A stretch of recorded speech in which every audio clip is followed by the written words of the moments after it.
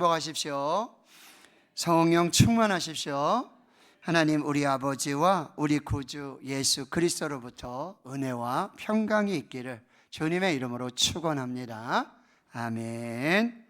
오늘 역대기를 살펴보며 또 야베스의 기도를 통해 하나님께 주시는 말씀을 듣도록 하겠습니다. 역대기서는 사무엘서, 열왕기서와 마찬가지로 원래는 한 권이었습니다. 근데 분량이 많아서 후대에 상하 두 권으로 나뉘어지게 되었습니다. 헬러 번역 성경에서 역대기의 제목은 사무엘서와 열왕기서에서 생략된 사건을 보완해 준다 라는 의미에서 생략된 사건들이라는 이름이 붙여졌습니다. 반면에 히브리어 성경 제목은 날마다의 행적들, 연대기라는 의미를 담고 있습니다. 우리말 성경도 그러한 의도를 반영하여서 대대로 이어 내려온 기록,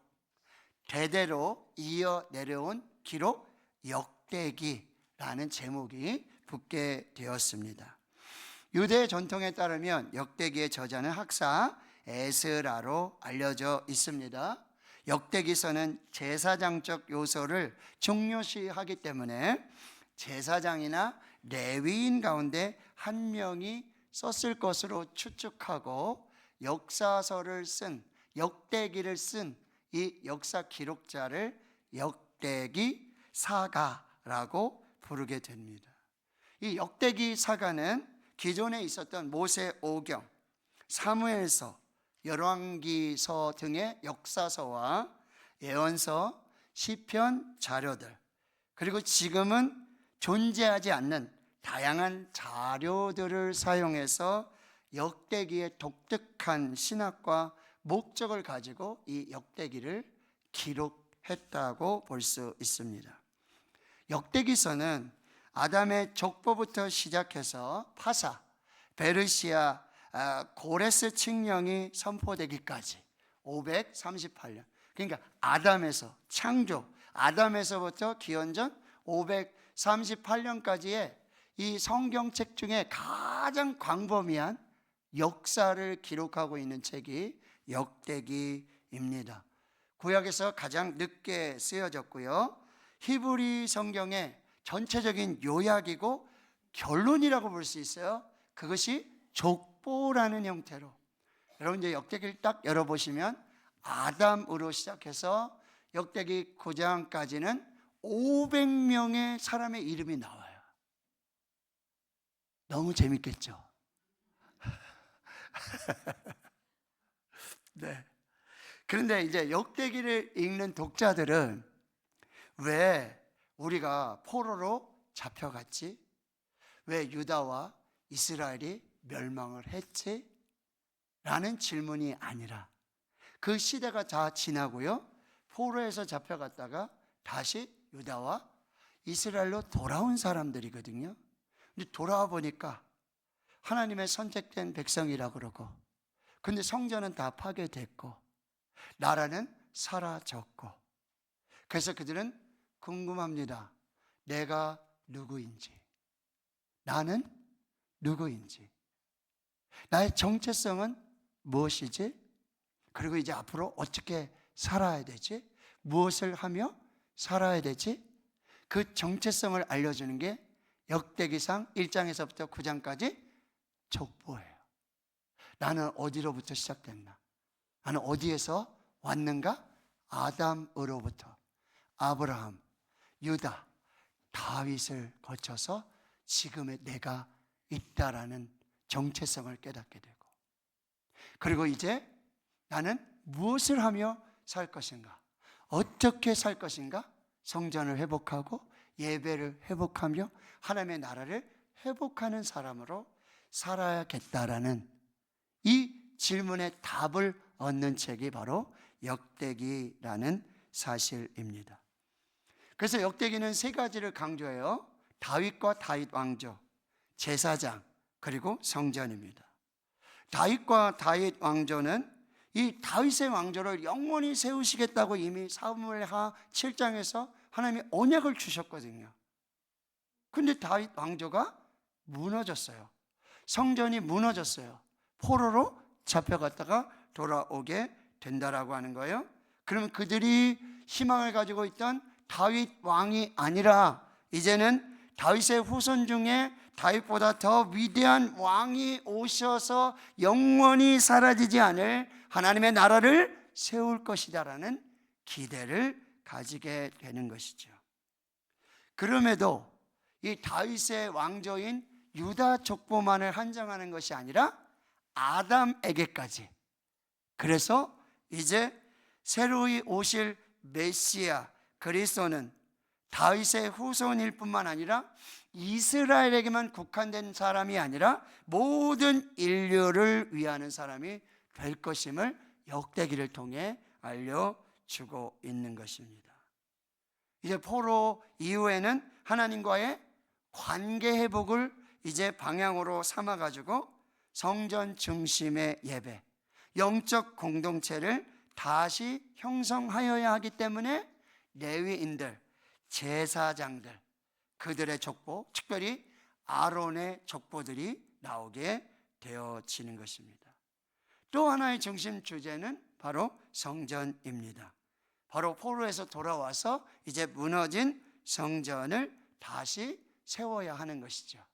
그래서 역대기하 36장의 마지막에는요, 바로 바사 왕, 페르시아 왕 고레스가 너희는 모두 다 유대로 올라가서 예루살렘으로 올라가서 성전을 지어라, 그러한 명령으로 역대기가 끝나고 있다라는 사실이에요.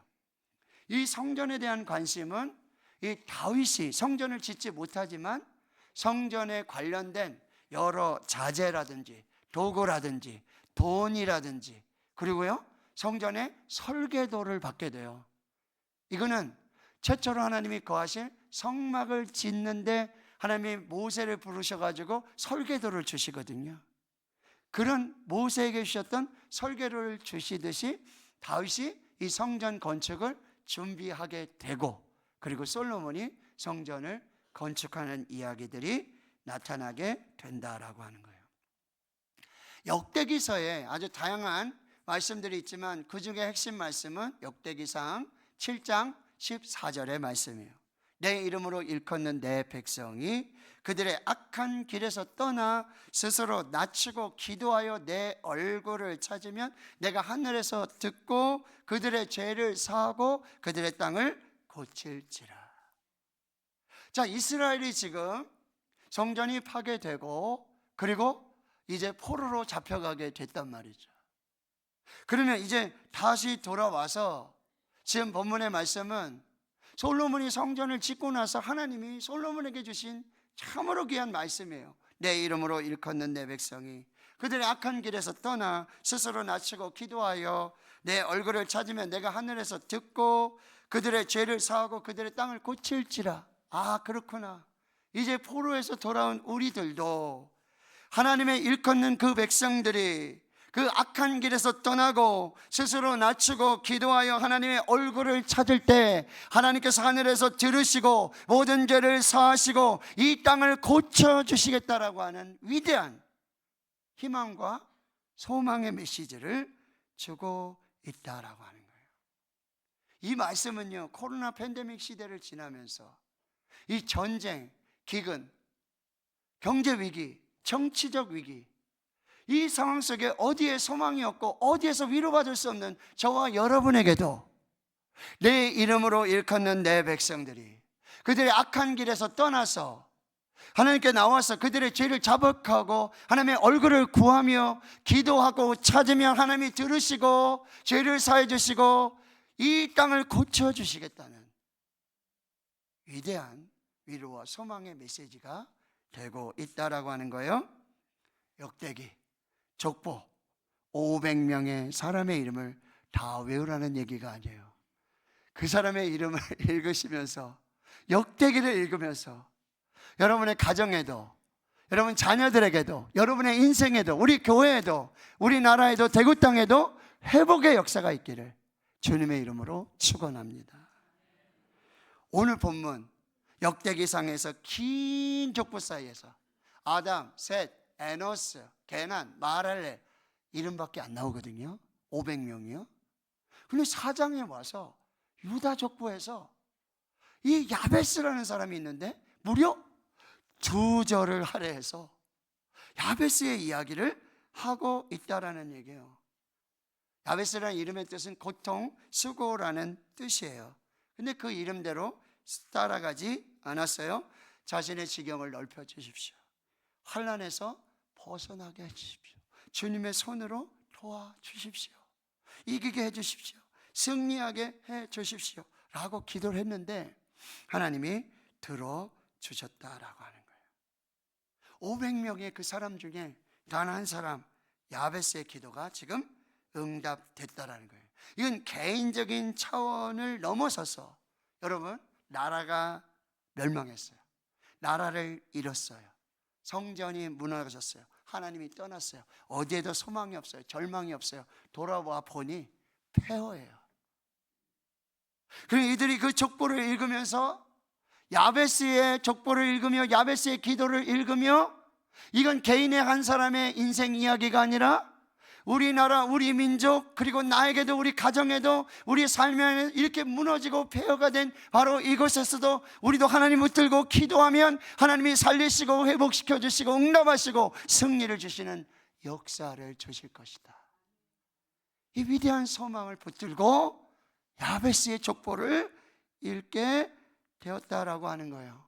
야베스의 고통을 축복으로 바꿔 주셨듯이 저주 아래에서 나라를 잃고 성전이 파괴되고 포로로 잡혀가고 그 후에 태어난 우리들이라도 하나님을 붙들고 기도하면 하나님께서 그 고통을, 그 슬픔을 바꿔주시고 은혜로, 축복으로, 소망으로 다시 회복시켜 주실 그 놀라운 소망을 붙들고 야베스의 이야기를 들었다라고 하는 거예요. 오늘 본문으로 기독교 작가 브루스 윌킨슨이 쓴 야베스의 기도라는 책이 있어요. The Prayer of Jabez, 부제, 내 삶을 기적으로 채우는 기도의 원리. 야베스의 기도, 내 삶을 기적으로 채우는 기도의 원리. 그 책의 내용 중에 존이 죽어서 천국에 갑니다. 베드로 사도의 안내를 받습니다. 천국을 구경합니다. 허름한 창고가 있어서 들어가 보고 싶어요. 베드로 사도는 만류해요. 그리고 결국 존은 들어갔다가 아주 크게 실망해서 그 창고를 나오게 되는데 그 창고 안에는 존이 세상에 있는 동안에 기도하면 주시려고 하는 하나님의 축복이 가득히 쌓여 있었다는 거예요. 존은 무엇을 확인했느냐? 자신이 기도하지 않아서, 내가 기도하지 않아서 하나님이 주시고자 예비하신, 약속하신 그 축복을 받지 못한 기도의 응답, 축복의 재고 목록이 그 창고 안에 있는 거예요. F.B. 마이어 목사님이 이렇게 말합니다. 인생의 가장 큰 비극은 응답받지 못한 기도가 아니라 아직 드려지지 않은 기도입니다. 인생의 가장 큰 비극은 응답받지 못한 기도가 아니라 아직 드려지지 않은 기도입니다. 무엇보다 지금 당장 기도를 시작하십시오. 야베스의 흙수저의 인생, 금수저의 인생이 되었습니다. 야베스의 인생 역전, 야베스의 명품 인생, 성경의 인물 중 500명의 인물 중 축복의 대명사가 된 그 이름 야베스. 무엇이, 왜 야베스가 그런 인물이 되었을까? 야베스가 이스라엘 하나님께 드린 기도에 있습니다. 오늘 본문 4장 10절에 야베스가 이스라엘 하나님께 아뢰어 이르되 주께서 내게 복을 주시려거든 나의 지역을 넓히시고 주의 손으로 나를 도우사 나로 환난을 벗어나 내게 근심이 없게 하옵소서 하니었더니 하나님이 그가 구하는 것을 허락하셨더라. 아멘. 첫째, 야베스는 이스라엘을 하나님을 붙들었어요. 이스라엘 하나님을 만났어요. 이거는 뭐예요? 우리의 기도의 대상이 누가 되냐는 거예요. 우리 누구를 붙들고 누구를 만나서 기도해야 하는 거냐. 야베스가 이스라엘 하나님을 만났을 때, 야베스가 이스라엘 하나님을 붙잡았을 때, 야베스가 이스라엘 하나님 붙들고 기도했을 때 그의 흙수저 인생이 금수저 인생이 되고, 하나님 만나고 하나님 붙잡으면 그 고통, 야베스, 고통, 수고라는 이름, 그 역경이 뭐예요? 경력, 스펙으로 바뀌게 된다는 거예요. My story. 내가 개척해서 내가 만들어가는 my story가 아니라 his story, his story, God story가 된다라는 말씀이에요.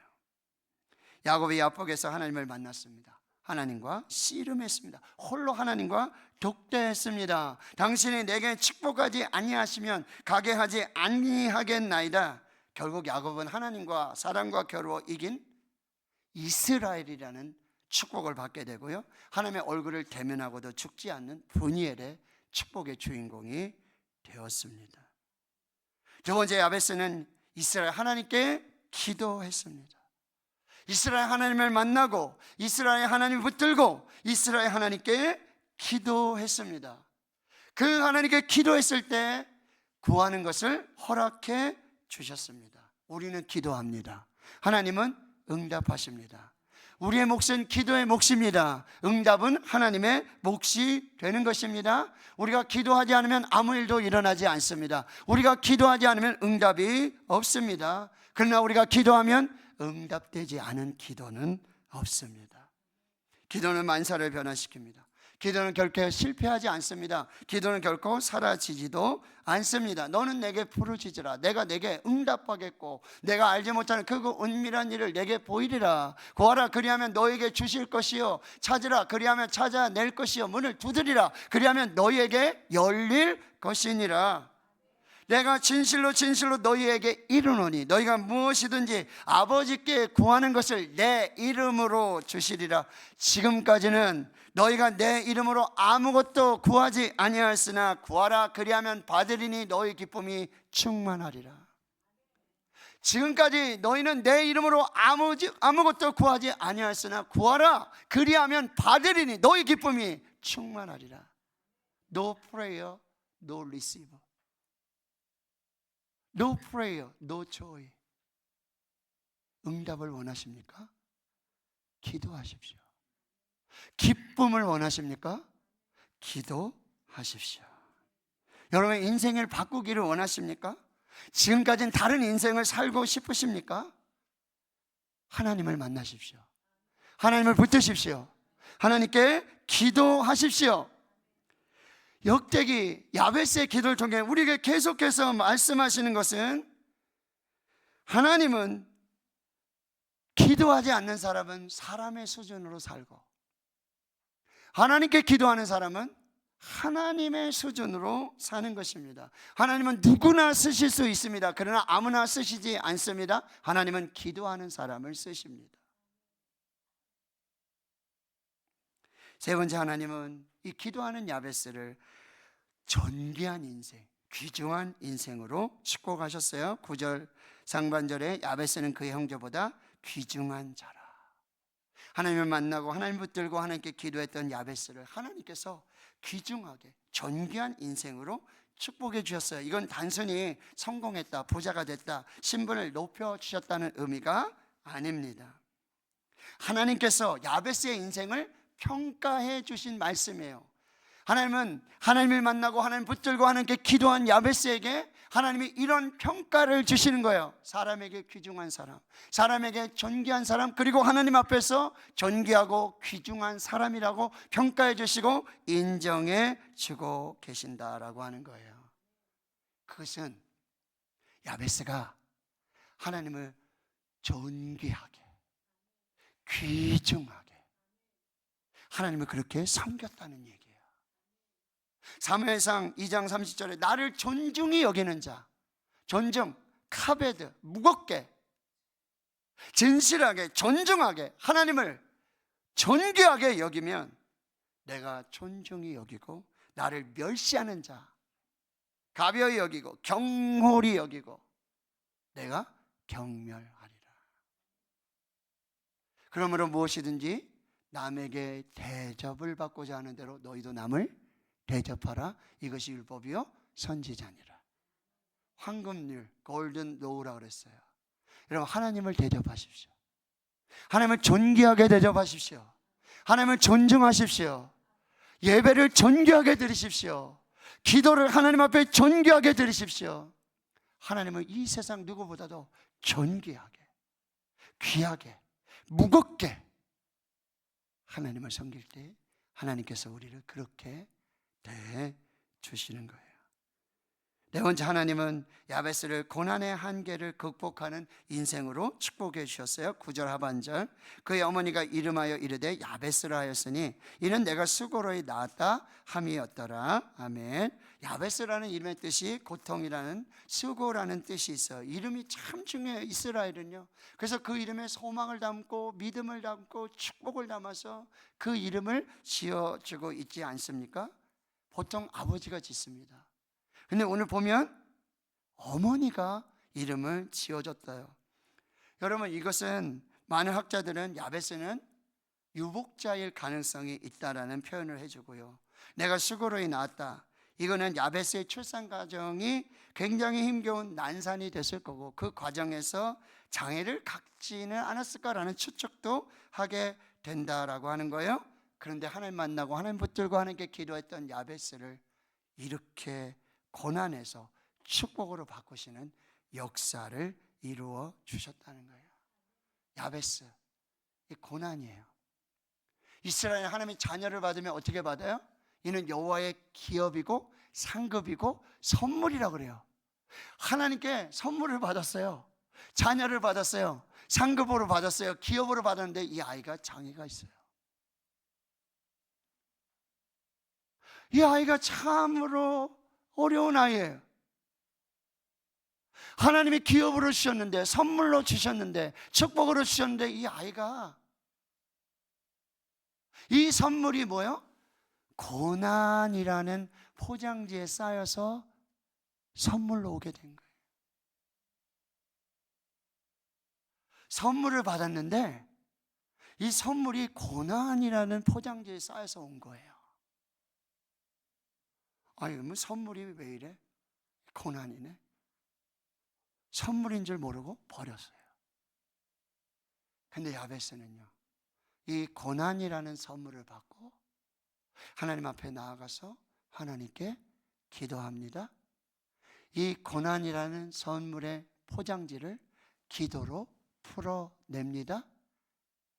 포장은 고난이라는 포장이었지만 그 안에 하나님의 축복이 담겨 있었다라고 하는 거예요. 고난은 위장된 축복, 변장된 축복으로 우리에게 오고 있다라는 사실이에요. 한나라는 이름, 은혜, 은총이라는 이름인데 아이가 없어요. 그의 대적자 분인나, 진주, 열매가 풍성한 가지라는 이름이 있는데 한나를 격동시켜요. 근데 한나는요, 분인나와 싸우지 않아요. 분인나 붙들고 씨름하지 않아요. 한나가 분인나와 싸웠다면 원망하고 시기하고 질투하고 불평하는 것밖에 없었어요. 근데 한나는 분인나를 버리고 하나님께로 나아가고 하나님 앞에 무릎을 꿇고 통곡하며 하나님 붙들고 하나님께 기도했어요. 그 고난이라고 오는, 고난으로 포장된 그 선물을 붙들고 하나님께 나아가서 기도로 포장을 열었어요. 거기에 사무엘의 축복이 담겨 있었다라고 하는 거예요. 요셉이 꿈을 꿔요. 그는 아버지의 편애, 형들의 시기, 미움으로 구덩이에 던져지고 이스마엘 상인에게 팔려서 애굽으로 내려가고, 애굽의 바로의 시위대장 보디발의 종으로 팔려요. 보디발의 아내로 성추행범, 강간범, 지목되어 억울한 누명을 쓰고 감옥에 갇혀돼요. 하루아침에 꿈꾸던 자, 하나님의 비전을 가지고 하나님의 말씀을 가진 축복의 사람이 채색 옷을 입고 살았던 요셉이, 여러분, 노예 옷을 입고요, 죄수의 옷을 입고 꿈과는 전혀 다른 그 인생을 살게 된다라고 하는 거예요. 그 꿈이 고난이라고 하는 선물로 왔어요. 그러나 우리 장로님 기도해 주셨지만 하나님이 함께 하심으로 형통한 자가 되는 축복을 살게 되었다는 거예요. 다윗이 기름 부음을 받습니다. 목동의 8번째 아들, 막내 아들. 하나님이 다윗을 기름 부어 이스라엘의 왕으로 세우십니다.